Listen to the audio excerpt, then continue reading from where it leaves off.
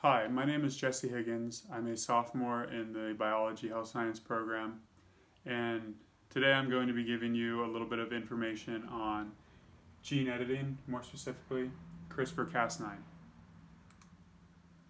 In this presentation, I will go over a little bit of the background on gene editing and how we actually came to CRISPR Cas9.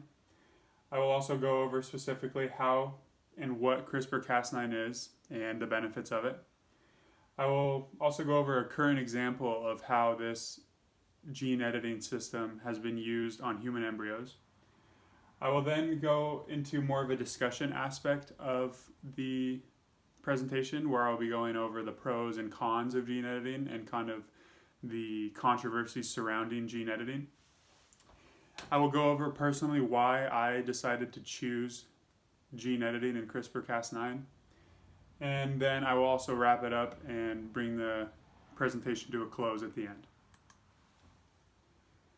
Now, to begin with, it's important that we kind of understand how exactly we came to CRISPR and the events that took place in order for us to get here.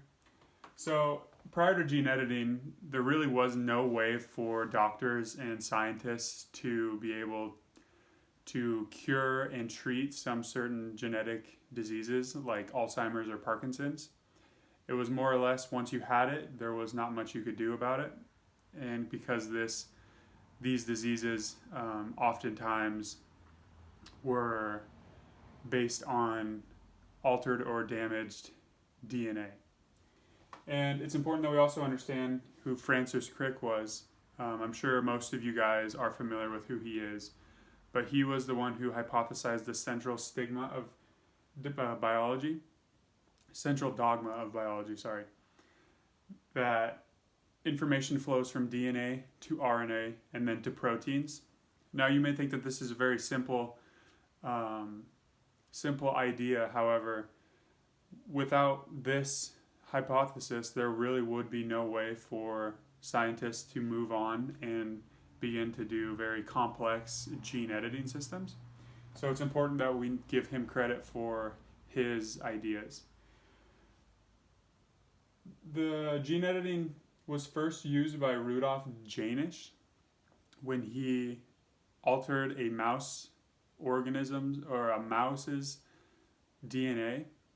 He was, however, the professor of biology at MIT. And he had to use mice early because obviously this process was very new and it was extremely dangerous. So they could not, and obviously still there's no trials being done on humans that is allowed. And these early stages of gene modification were very slow, inaccurate, dangerous for the organism that was getting its DNA altered, and just not very precise, and it just needed to be, fixed and improved upon. Now, a topic overview. First off, if you're not sure what exactly CRISPR is, CRISPR stands for Clustered Regularly Interspaced Short Palindromic Repeats. It's also important that you understand what exactly a Cas9 protein is, which I will be going over in the next slide.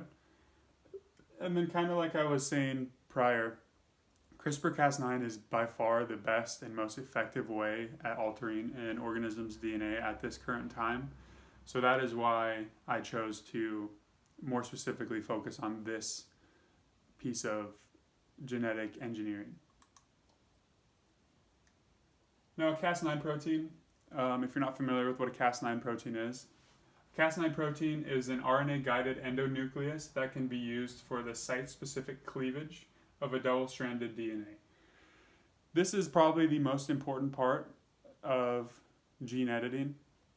As you can see here, it has a target sequence, a guide RNA, and essentially it has what you could call scissors that can cut DNA and cut the target sequence essentially out of that DNA strand and replace it with a new one, essentially, which is how scientists can essentially put their own whatever they want in that Cas9 protein for a specific trait, and then insert that Cas9 protein into the desired organism's own DNA.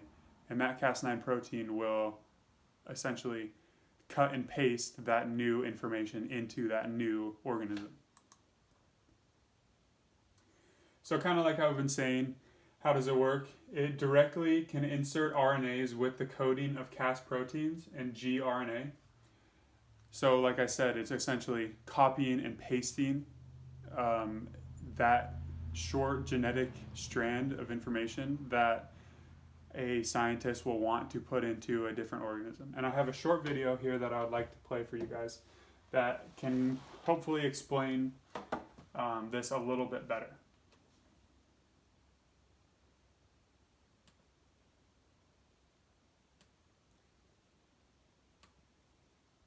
In a document, if we suspect we have misspelled a word, we can use the find function to highlight the error and correct it or delete it.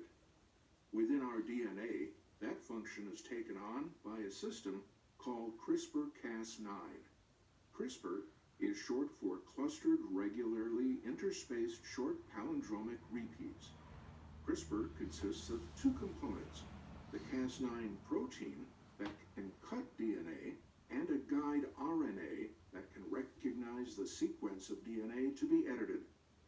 To use CRISPR-Cas9, scientists first identified the sequence of the human genome that's causing a health problem.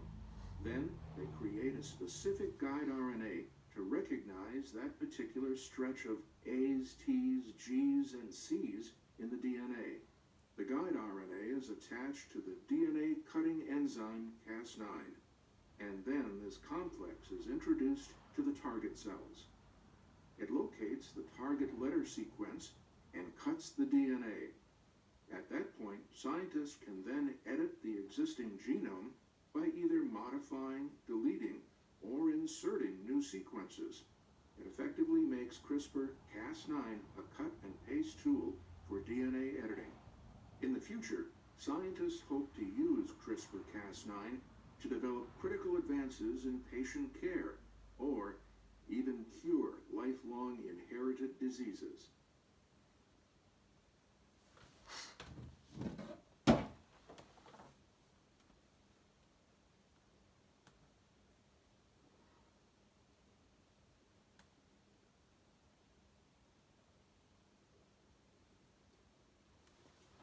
So hopefully that video helped you in understanding how exactly it works. Obviously animations are a little bit better at doing so, but like I said, that Cas9 is encased with a piece of RNA that scientists can decide what piece they want to be changed in a target cell, and then that Cas9 protein will go in, cut out that piece, and replace it with the desired piece of RNA.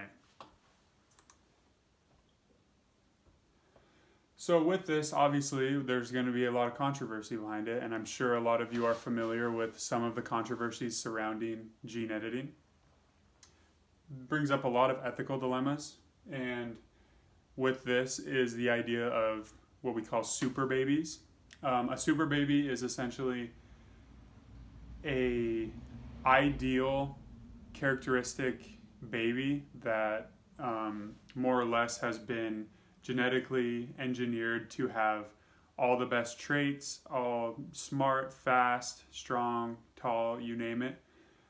With this technology, scientists can pretty much decide what kind of person they want and exactly what kind of traits that person has, which can be very, very, very controversial in the medical community as well as the world in general. So I think it's important that we kind of understand some of the pros and cons of gene editing. The pros, possibility of curing genetic diseases, and also the possibility of curing acquired diseases like AIDS. I mean, these sound like very, very important pros, and it's kind of hard if these are some of the pros to have the cons outweigh some of these. But the cons are, who gets to decide who uses the genetic engineering or genetic modification technology, the ethical dilemmas. Oftentimes people think that this is kind of playing God, and it can cause a lot of debate amongst religion and just some of the ethics behind it. And then, like I've already stated, the super babies. Are super babies allowed? Should people be able to decide what kind of characteristics their child will have before they're even born? Because obviously certain money plays a lot into how much people have access to this technology in the future. So, of course, the wealthier people are going to have first priority on this access if it were to be released to the public, whereas people who are more poor will obviously not have access to this technology. So the use of CRISPR Cas9 on human embryos, it is still strictly forbidden. It has, there has not been any, 100% certain uses of it. However, in China, Xian Q, essentially claimed that he genetically modified 2 human embryos into twins. And what he said that he did, and the name of these twins were Lulu and Nana. You've probably heard of this before. But he claims to have disabled a gene named CCR5 with hopes to essentially block HIV's protein pathway into a cell. And if this was true, and he actually did do this, that this is very important, and this could essentially cure or create a vaccine for HIV, which is a very, very nasty virus. However, Jian Q did not get any approval. He did not inform anybody that he was doing this. He essentially just went for it, which was extremely unprofessional. It was against a lot of regulations and laws. However, at first, people in the Chinese population thought that this was a great thing. They thought, oh my gosh, he is, altering genetic information. He could have just created a vaccine for HIV. But then the more people thought about it, they thought that, he had to have had some failed attempts. This is still not 100% safe to do. It could have resulted in the twins having significant birth defects. And then on November 26th, Chinese scientists condemned his actions as they were extremely unethical, unregulated, and just, against their rules in China and against the rules in the entire world. So this is where I kind of want you guys to think. I know this is kind of different since we're not all in the same room, but still, while you're watching this, I want you to think, if there was access to CRISPR-Cas9 and you could choose what traits you want, choose your children's traits, use it for whatever you wanted, would you use genetic modification? Should we be able to genetically modify babies before they're actually born to, pick those traits and essentially make super babies? If you say yes to that, what traits are allowed? Are any traits allowed? Or are they restricted in some cases? And it's also important to understand or think about who gets to decide what traits, if we're allowed to, who has access to it. Is it the government? Is it doctors, scientists? Is it the people themselves? It's really a controversial subject, and it needs to start being discussed more, as it is not going anywhere, and it will most certainly be a big part of medicine in the future. So this is personally why I chose gene editing. Obviously, I'm a biology, health science major. I want to go into medicine in the future. I hope to go to PA school after OIT. And I know that this technology will, and this technology will essentially be a huge part of the future of medicine.